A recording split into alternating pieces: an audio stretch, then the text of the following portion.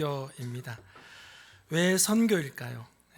2025년 우리가 예배를 통해서 세상 가운데 꽃을 피웠다면 올해는 이제 열매를 맺어야 되지 않겠습니까? 그래서 그 열매를 맺는 일환으로 선교에 우리가 집중하자라고 원래 주제를 중점 사역을 선교로 잡았습니다.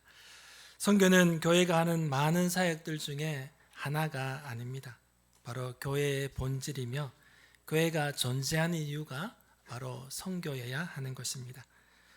오늘 우리가 함께 읽은 본문은 부활하신 예수님께서 제자들에게 처음 나타나신 그러한 장면을 기록하고 있죠. 그런데 놀라운 것은 부활하신 주님께서 제자들에게 하신 처음 만남의 장소에서 제자들에게 첫 명령을 하신 것에 대해서 우리는 주목해야 할 것입니다. 바로 본문 21절을 보면 예수께서 또 이르시되 너희에게 평강이 있을지어다. 아버지께서 나를 보내신 것 같이 나도 너희를 보내노라 라고 그렇게 말씀하셨습니다. 부활의 첫 아침 예수님께서 제자들에게 말씀하신 그런 첫 만남에서의 명령은 바로 보내심이었다는 것입니다. 이것이 바로 교회의 정체성입니다. 교회는 세상으로부터 구별된 그런 거룩한 공동체이기도 하지만 동시에 세상을 향해 보냄을 받은 그런 선교 공동체라는 사실을 우리는 기억해야 할 것입니다. 그래서 오늘 이 시간 우리는 보냄을 받은 교회라는 제목으로 또 말씀을 함께 나누면서 몇 주간 선교에 대해서 우리가 말씀을 나누면서 또 집중해 보고자 합니다. 그래서 우리 교회가 나갈 방향을 우리가 함께 고민해 보는 그런 기도로서 함께 동참하는 그런 시간이 되기를 원합니다. 오늘 본문 19절을 보시면 이날 곧 안식 후 첫날 저녁 때에 제자들이 유대인들을 두려워하여 모인 곳의 문들을 닫았더니 예수께서 오사 가운데 서서 이르시되 너희에게 평강이 있을지어다. 제자들은 문을 걸어 잠그고 숨어 있는 그런 상황을 우리에게 보여주고 있습니다. 왜 그랬을까요? 왜 제자들은 문들이란 문은 다 걸어 잠그고 집에 없는 듯이 그렇게 숨어 있어야만 했을까요? 성경은 말하기를 그들이 유대인들을 두려워하여 유대인들이 두려워서 그렇게 문들도 다 잠그고 숨어 있었다는 것입니다. 제자들이 유대인들을 두려워했던 것은 당연했습니다. 왜냐하면 얼마 전 그들이 따르던 스승이었던 예수님께서 십자가에 처형을 당하셨습니다.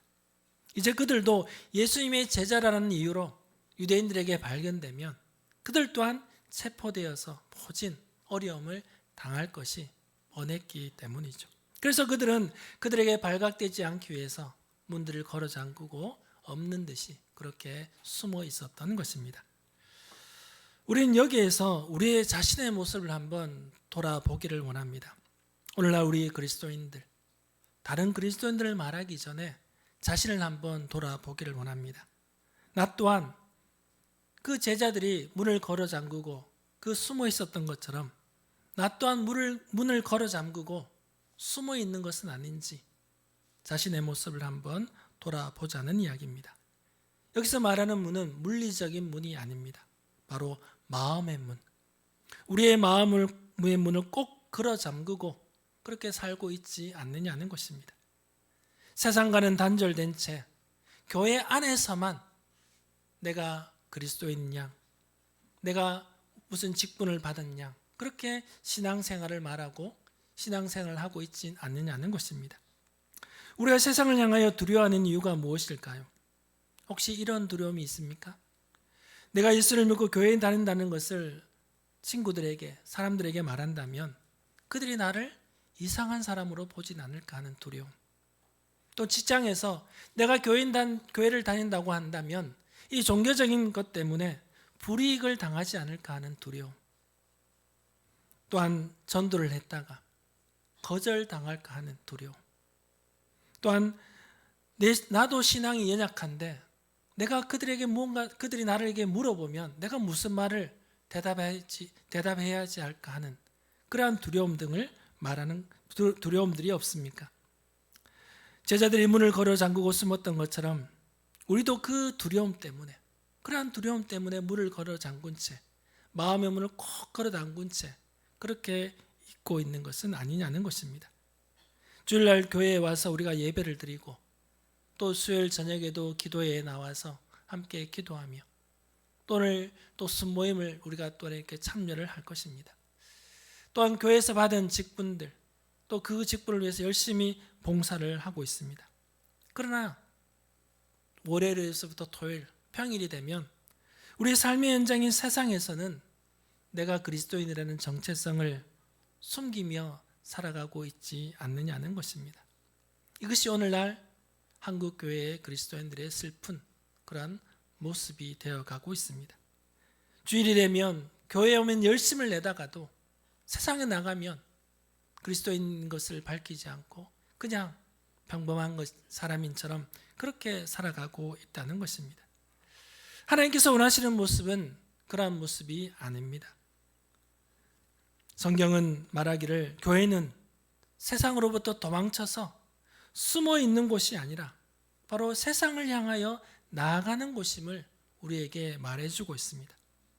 그래서 우리가 교회에 모이는 이유는 세상으로부터 단절되기 위해서, 세상으로부터 분리되기 위함이 아니라 세상에 다시 나아가기 위해서 힘을 공급받고 주님의 능력을 힘입기 위해서 우리가 교회에 나와서 예배를 드리는 이유가 되는 것입니다. 그래서 우리는 매 예배마다 성령의 부어주시는 충만함을 우리가 경험해야 될 줄로 믿습니다. 나의 연약한 마음, 나의 상처난 마음, 이 예배를 통해서 치유받고 회복되어지고 더 놀라운 능력으로 우리는 세상 가운데 나아가야 될 줄로 믿습니다. 그래서 이 예배를 통해서 우리는 그 성령 충만함을 경험할 수 있기를 축원합니다. 또 순모임에 가서도 우리가 무엇을 이야기할까요? 세상 사람들처럼 그런 이슈를 이야기를 하고 또 좋은 정보를 나누는 그런 시간이 아니라 말씀을 통해 받았던 은혜, 나의 잘못된 것들을 회개하고 연약한 부분을 함께 나눔을 통해서 서로 위로하고 서로 격려하며 함께 기도해 줌을 통하여서 우리가 온전한 회복과 힘을 얻어서 우리가 세상에 나가야 되지 않겠습니까? 오늘 순모임이 서로에게 힘을 주는, 능력을 공급해 주는 그런 모임이 될 수 있기를 축원합니다. 본문 19절 하반절부터 20절을 보면 예수께서 오사 가운데 서서 이르시되 너희에게 평강이 있을지어다 이 말씀을 하시고 손과 옆구리를 보이시니 제자들이 주를 보고 기뻐하더라. 두려움에 떨며 문을 걸어 잠그고 숨어있던 제자들에게 예수님이 오셨습니다. 문을 꼭 다 걸어 잠궜는데 누가 문을 열어준 것도 아닌데 예수님은 그 문들을 통과해서 제자들 가운데 오셔서 하신 첫 마디가 무엇이었습니까? 너희에게 평강이 있을지어다. 그 두려움에 떨던 제자들 가운데 오셔서 너희에게 평강이 있을지어다 라고 그렇게 말씀해 주셨습니다. 여기서 말하는 평강은 히브리어의 샬롬과 동일합니다. 단순히 평강이라고 해서 아무런 문제가 없는 그런 환경이 나에게 아무런 거침이 없는 그런 평강을 말하는 것이 아니라 하나님과의 관계가 회복되고 하나님의 통치 가운데 총체적으로 주어지는 그런 온전한 평화를 말하는 것이죠. 우리가 환경이 해결되면 그 문제가 사라지면 평안하다. 그런 평화가 아니죠. 그런 일시적인 평화가 아니라 환경이 그렇지 못하고 사람과의 관계가 얽혀있고 내 문제가 산적해 있다 할지라도 하나님과의 관계에서 오는 그 관계에서 오는 충만함, 그래서 주는 평안함을 말하는 것입니다. 예수님께서는 제자들의 두려움을 아셨죠. 앞서 말씀드린 대로 제자들은 두려워서 숨었지 않습니까? 그래서 그들에게 찾아오셔서 가장 필요했던 평강을 주셨다는 것입니다. 숨을 수밖에 없고 이제 두려움 가운데 있는 그들에게 그런 상황 가운데서 이길 수 있는 그런 평강을 예수님께서 주셨다는 것입니다. 그런 평강이 그냥 말로만의 평강이 아니라 공허함을 주는 말이 아님을 증명하기 위해서 예수님이 직접 자기 손과 허리에 있는 그 상처를 제자들에게 보여주셨습니다. 이 말은 무엇일까요? 이 말은 이 평강은 우리의 노력에 의해서 우리의 힘에서 오는 평강이 아님을 예수님께서 제자들에게 가르쳐 주신 것입니다. 이 평강은 십자가에서 우리를 죽으시고 부활하신 예수 그리스도로부터 오는 것이 진정한 평강임을 제자들에게 가르쳐 주시고자 했던 것이죠. 그래서 자신이 직접 손에 옷자국이 박힌 채, 허리에 창자국이 찔린 채 죽었다가 다시 부활했다는 사실을 제자들에게 몸소 보여주시고 가르쳐 주셨다는 것입니다. 이 부활하신 예수님을 만날 때만이 진정한 평강을 누릴 수가 있는 것입니다. 예수님께서는 부활하셔서 사망 권세를 이기셨기 때문에 더 이상 제자들은 두려움에 떨 필요도 없었고, 우리 또한 죽음을 두려워하지 않을 수 있는 그런 이유가 되는 것입니다. 그래서 이러한 평강이 주어질 때 우리는 세상을 두려워하지 않고 세상에 나아가 담대하게 전할 수가 있는 것입니다. 그래서 바울은 로마서 8장 31절에서 말합니다. 그런즉 이 일에 대하여 우리가 무슨 말을 하리요? 만일 하나님이 우리를 위하시면 누가 우리를 대적하리요? 여기서 바울이 말하는 하나님이 우리를 위하신다는 것은 하나님이 우리와 함께 하신다. 하나님이 우리의 편이 되신다. 하나님이 나의 배경, 나의 후원자가 되신다는 것입니다. 그러면 누가 우리를 대적하겠느냐? 아무런 대적자가 우리 앞에 없다는 것이죠. 왜? 우리 하나님이 나의 편이 되어주시고 나의 배경이 되어주시기 때문이라는 것입니다. 그래서 제자들은 예수님을 보고 그 두려움에 있다가 어떻게 됩니까? 기뻐하게 되는 것이죠. 두려움이 기쁨으로 바뀌게 된 것입니다. 이것이 바로 부활의 능력이고 진정한 평강을 경험하게 되는 것입니다. 그렇습니다. 부활의 주님을 만나면 두려움이 사라지고 모든 걱정과 근심이 사라지고 기쁨이 찾아오게 되는 줄로 믿습니다. 그리고 이 기쁨이 우리를 세상 가운데 나아가게 하는 그런 힘이 되는 줄로 믿습니다. 본문 21절을 보면 예수님께서 또 이르시되 너희에게 평강이 있을지어다. 아버지께서 나를 보내신 것 같이 나도 너희를 보내노라 라고 말씀하셨습니다. 예수님께서 다시 한 번 더 제자들에게 너희에게 평강이 있을지어다 라고 그렇게 말씀하셨습니다. 그리고는 이 평강과 함께 하나의 명령이 주어지게 되죠.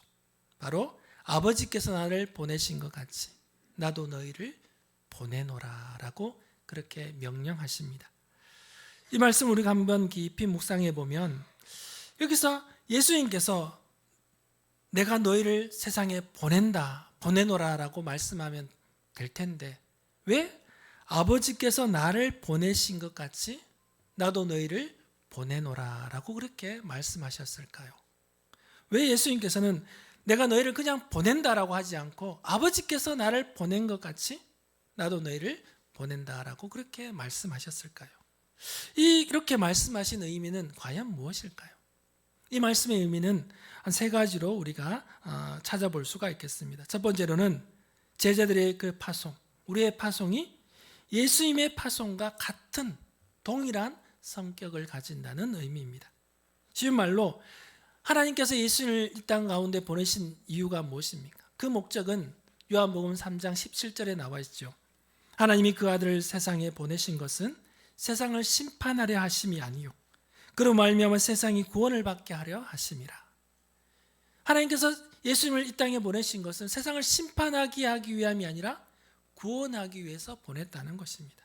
이처럼 예수님께서도 우리를 이 땅에 제자들을 보내고 우리를 보내는 이유는 세상을 향하여 정죄하고 판단하고 비판하기 위해서가 아니라 영혼을 구원하기 위해서 그렇게 우리를 보낸다는 것입니다. 하나님이 예수님을 보내신 것 같이 똑같은 성격으로 예수님도 제자들을 우리들을 이 땅에 보낸다는 것입니다. 그리고 두 번째 의미는 예수님께서 걸어가신 길을 똑같이 따라간다는 것을 의미하는 것입니다. 예수님께서 어떻게 이 땅에 오셨습니까? 바울은 빌립보서 2장 7절을 통해서 말하고 있듯이 오히려 자기를 비워 종리의 형체를 가지사 사람들과 같이 되셨고 이처럼 예수님은 하늘 보좌를 버리시고 낮은 땅 가운데 비천한 모습이었던 인간의 모습으로 이 땅 가운데 오셨다는 것입니다. 그리고 말구유에 태어나셨고 가난한 목수의 가정에서 사셨고 그리고 마지막엔 고난과 십자가의 죽음을 당하셨습니다. 이것이 바로 성육신의 길이요 십자가의 길, 예수님께서 걸어가셨던 길이라는 것입니다. 우리 또한 제자들 또한 세상 가운데 보냄을 받았다는 것은 세상 가운데 가서 대접받고 환영받기 위한 것이 아니라 예수님께서 이 땅에 오신 것처럼 더 낮은 곳으로, 더 어두운 곳으로, 더 고통받는 자리로 내려가라는 의미인 것이죠. 그렇습니다. 우리 또한 예수님께서 가신 길을, 그 길을 묵묵히 따라가야 하는 것입니다. 그런 의미를 두고 예수님께서 말씀하신 것이죠. 세 번째 의미는 예수님께서 받으신 그 권위와 능력 또한 우리에게 주어진다는 것을 의미하는 것입니다. 예수님 또한 하나님께서 주신 능력으로, 성령의 능력으로 이 땅 가운데 오셔서 사역을 하셨죠. 마찬가지로 우리 또한, 제자들 또한 주님께서 주시는 능력, 성령의 능력으로 세상 가운데 나아간다는 것입니다. 우리의 지혜와 능력으로는 아무것도 할 수 없습니다. 그러나 주님의 이름으로 나아갈 때 성령이 함께 하시면 놀라운 일이 일어나게 되는 줄로 믿습니다. 교회는 하나님께서 세상으로 보낸 선교 공동체입니다. 우리가 왜 교회에 모일까요? 앞서 말씀드린 대로 우리가 교회에 모인 이유는 도피하기 위해서, 숨기 위해서가 아니라 다시금 세상에 나아가기 위해서, 힘과 능력을 공급받기 위해서 우리가 교회로 나아오는 것입니다. 예배를 드리는 이유도 마찬가지죠. 주님께 주시는 평강, 두려움과 상처와 온갖 어려움 가운데 있는, 걱정과 근심 가운데 있는 우리들에게 오셔서 그 평강을 우리가 받음으로 말미암아 세상 가운데 담대하게 나아가기 위해서 우리가 이 자리에 나와 예배로 나아가는 것입니다. 그리고 본문 22절이 말하기를 이 말씀을 하시고 그들을 향하여 숨을 내쉬며 이르시되 성령을 받으라. 주님께서는 제자들을 세상에 내보내면서 그냥 내보내지 않고 제자들에게 주신 것이 있죠. 바로 성령님을 제자들에게 주신 것입니다. 예수님이 숨을 내쉬면서 제자들을 향하여 성령을 받으라라고 말씀하셨습니다. 이 말씀을 들을 때 연상되는 말씀이 있죠. 창세기에 하나님께서 아담을 지으시고 그 코에 생기를 불어넣었을 때 어떤 역사가 일어났을까요? 그 흙으로 만들었던 그 인간의, 그 아담의 모습이 생명이 되지 않습니다. 살아 숨쉬는 사람이 되었다는 것이죠.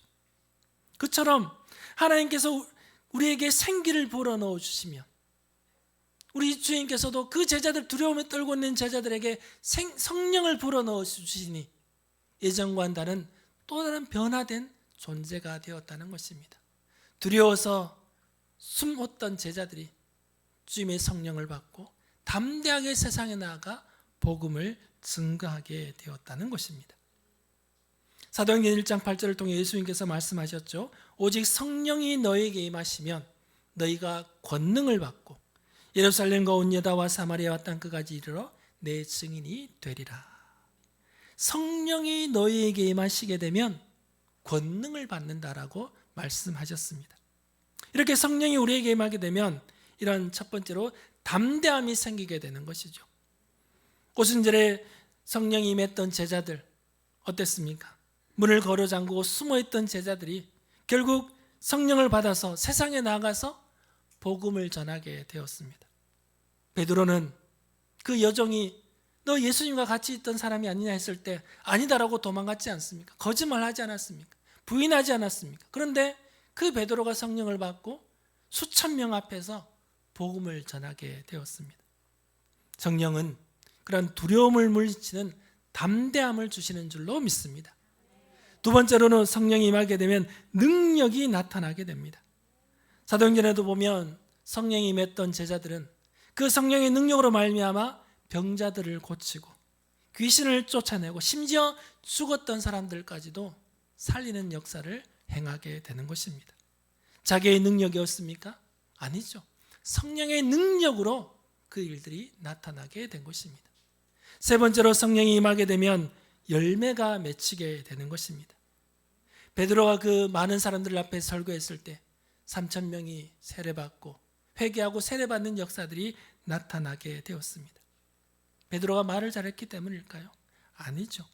성령님의 역사였던 것입니다. 그 많은 사람들 앞에 담대하게 복음을 전할 수 있었던 능력을 주셨을 뿐만 아니라 성령께서 듣는 이로 하여금 그 말씀을 듣고 감동을 받아서 회개하고 변화시켜 주셨기 때문에 그러한 열매가 나타나게 된 것이죠.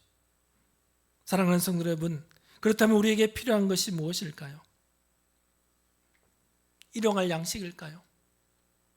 우리에게 필요한 것이 있다면 성령 충만인 줄로 믿습니다. 우리가 성령 충만하게 될 때 두려움을 이기고 담대하게 세상 가운데 서게 될 줄로 믿습니다. 성령의 능력이 임하게 되면 하나님의 놀라운 역사가 우리를 통해 나타나게 되는 거죠. 내가 능력이 있어서 행하는 것이 아니라 성령께서 나를 통해서 그러한 능력을 나타나게 해 주시는 줄로 믿습니다. 우리가 성령을 임하게 되면 개인적인 은혜를 받는 것뿐만 아니라 오늘 말씀을 볼 때 죄사함의 권세도 받게 되는 것입니다. 본문 23절인데요. 같이 한번 읽어보겠습니다. 같이 읽습니다. 너희가 누구의 죄든지 사하면 사하여질 것이요 누구의 죄든지 그대로 두면 그대로 있으리라 하시니라. 아멘. 예수님께서는 제자들에게 성령을 주시면서 또 죄사함의 권세도 주셨습니다. 이것은 무슨 의미일까요? 제자들이 자의적으로 누구의 죄를 용서하고 누구의 죄를 용서하지 않는 그런 권세일까요? 여기서 말하는 죄사함의 권세는 그러한 의미가 아닙니다. 바로 복음 선포의 권세라는 것입니다. 제자들이 복음을 전할 때 그 복음을 받아들이는 자에게는 죄사함을 받게 되지만 동일한 말씀을 들음에도 불구하고 그것을 받아들이지 못하면 여전히 죄 가운데 남게 된다는 것입니다. 또한 교회 또한 복음을 선포함으로써 많은 사람들을 구원으로 인도할 수도 있고 그 교회가 복음을 선포하지 않음으로 말미암아 구원받아야 할 영혼들이 구원받지 못하게 되는 그런 막중한 책임이 있다는 것을 제자들에게 말씀해 주신 것입니다. 그것은 바로 제자들은 물론 복음을 먼저 믿은 우리에게는 이러한 막중한 책임이 있다는 사실을 우리는 기억해야 할 것입니다. 우리는 복음을 듣고 주님을 믿고 영접함으로 말미암아 우리 안에 생명의 말씀이 있게 되었습니다. 그래서 이 사람들을 죽은 영혼들을 구원하기 위해서는 복음을 전하지 않으면 안 되는 것이죠. 복음으로 말미암아 그 영혼이 구원받는 것입니다. 그런데 우리가 그것을 전하지 않는다면 아직 그 구원을 모르는 자는 어떻게 되겠습니까? 그 구원을 듣지 못하면 그는 영원히 절망 가운데 그 구원의 복음을 듣지 못하고 죽게 될 것입니다. 멸망의 길을 가게 될 것입니다. 에스겔 33장 8절은 말합니다. 가령 내가 악인에게 말하기를 악인아 넌 반드시 죽으리라 하였다 하자. 네가 악인에게 말로 경고하여 그의 길에서 떠나게 하지 아니하면 그 악인은 그 자기 죄악 중에 죽으려니와 내가 그의 피를 내 손에서 찾으리라. 이 말씀은 어떤 말씀이냐면 하나님께서 그 악인을 향하여 너는 네가 저지른 악 때문에 죽을 것이다 라고 하게 되면 하나님께서 그 말씀하신 대로 그는 죄악 가운데 있었기 때문에 죽을 수밖에 없는 것이죠. 그러나 먼저 우리가 복음을 들은 자로 믿은 자로서 그가 악인에 있다 할지라도 하나님의 경고의 말씀을 우리가 전해서 그 악에서 떠나게 하는 책임이 우리에게 있다는 것입니다.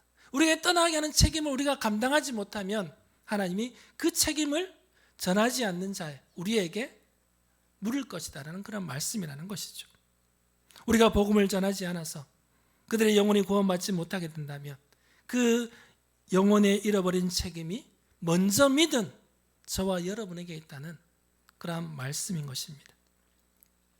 오늘 말씀이 굉장히 딱딱한 말씀이죠. 일부 예배 때도 이렇게 말씀을 전했더니만 좀 딱딱하게 받아들여서 딱딱하지만 우리가 이 말씀을 잘 새겨 들어야 하는 것입니다. 그래서 우리는 오늘 말씀을 통해 교회의 본질이 무엇인지를 다시 한번 확인할 수 있기를 바랍니다. 교회는 세상에서 힘들고 지쳐서 숨어서 도피하는 것이 아니라 오히려 능력을 힘입어서 세상 가운데 나아가는 그러한 공동체임을 우리는 꼭 기억해야 할 것입니다.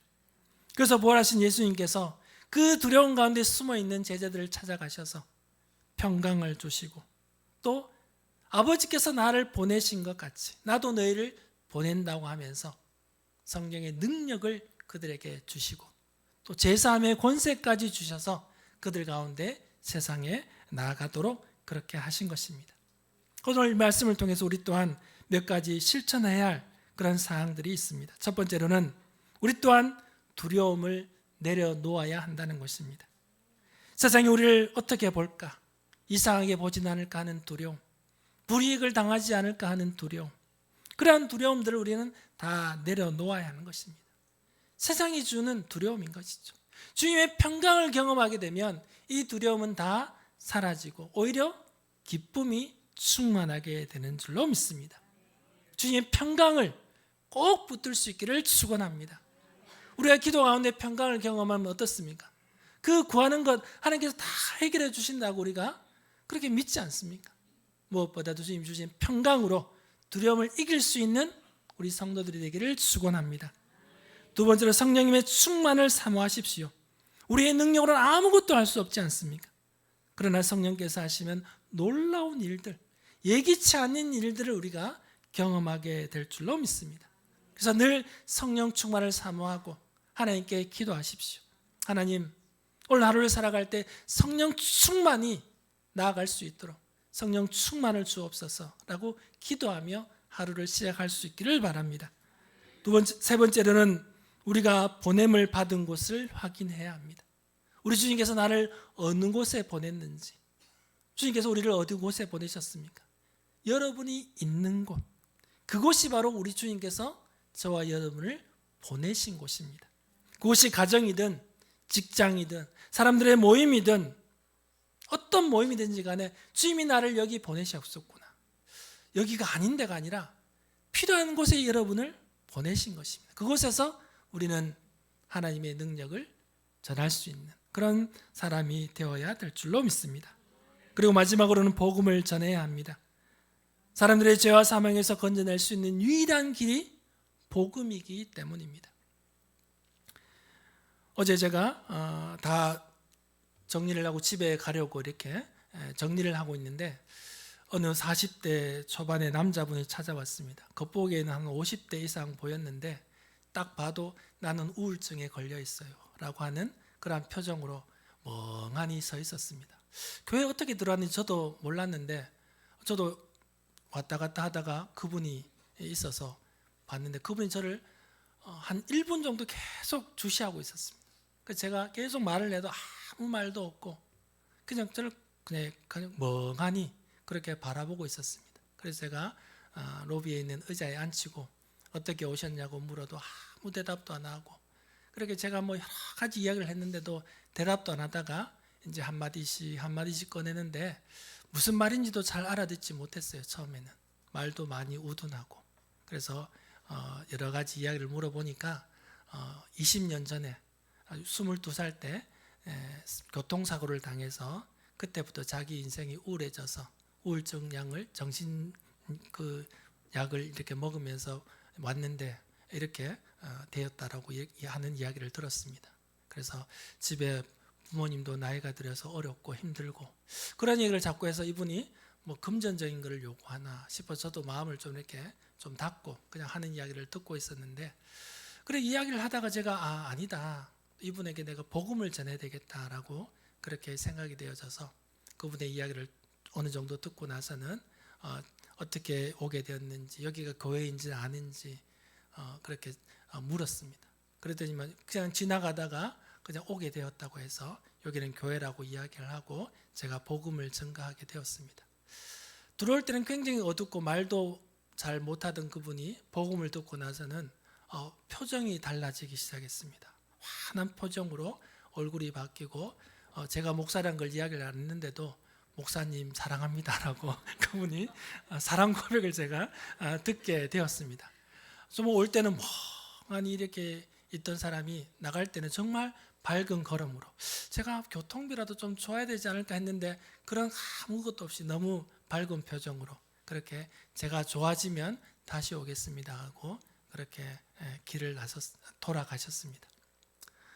제가 그걸 보고 성령께서 하십니다. 제가 한 것이 아닙니다. 우리가 복음을 전하면 하나님의 말씀대로 하나님이 역사하신다는 것, 역사하시는 줄로 믿습니다. 신의 학단 제가 보면서 느낀 것은 딱 하나입니다. 그 2주간 그 공산당 보위부가 가짜로 해서 그 국제 원조를 받기 위해서 가짜 부흥회를 엽니다. 근데 가짜로 하는데 진짜 같이 해야 된다고 해서 성경 말씀을 읽고 뭐 기도하고 짜여진 연출대로 하는데 2주간에 변해요. 그 공산당 보위부가 그 기독교인들을 잡아 색출해서 가둬야 되는 사람이 변해서 그 사람들을 풀어주는 역사가 일어나게 되는 것입니다.